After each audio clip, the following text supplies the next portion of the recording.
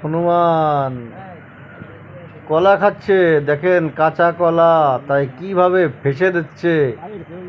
সামনে বিস্কুট রাখা আছে, উনি বিস্কুট খাবেন না, উনি খাবেন কি, কাঁচ কলা।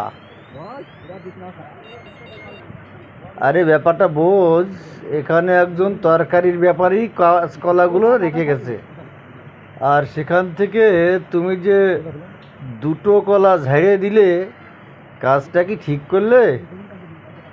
আসলে এদের দোষ দিয়ে লাভ নেই রে ভাই। এরা সেই দূর দূরান্ত থেকে অতিথি হয়ে চলে আসে খাবারের অন্বেষণে। এরা খাবারের জন্য লোকালয়ে ছুটে আসে।